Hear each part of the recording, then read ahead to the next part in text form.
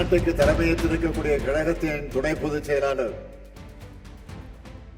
நாடாளுமன்ற குழுவினுடைய தலைவர், என்னுடைய அன்பு தங்கை கனிமொழி அவர்களுக்கும்,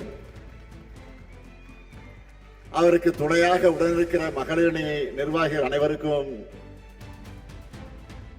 தலைமை கழகத்தின் சார்பில் என்னுடைய பாராட்டுக்களையும் வாழ்த்துக்களையும் நன்றியையும் நான் தெரிவித்துக் கொள்கிறேன்.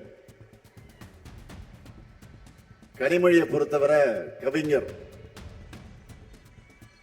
பத்திரிகையாளர்,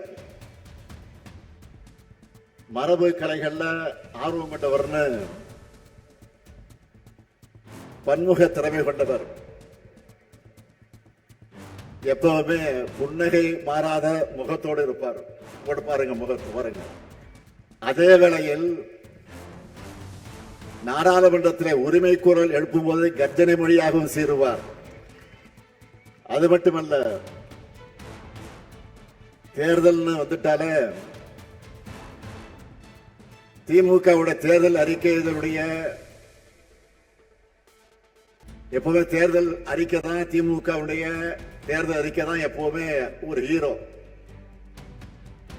அந்த ஹீரோவையே தயாரிக்கும் பொறுப்பை இப்ப அவர் ஏற்றிருக்கிறார்.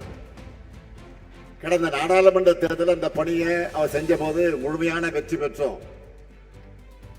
ஆக நிச்சயம் உறுதியா சொல்றேன், வரும் சட்டமன்ற தேர்தலில் மாபெரும் வெற்றியை பெறப்போகிறோம், அது உறுதி. நிறைய பேர்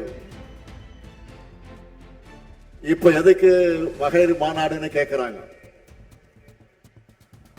அவங்களுக்கு நான் சொல்லிக்க விரும்புவது, பெண்களின் முன்னேற்றமே நாட்டினுடைய முன்னேற்றம். பெண்களின் வெற்றியே சமூகத்தின் வெற்றி.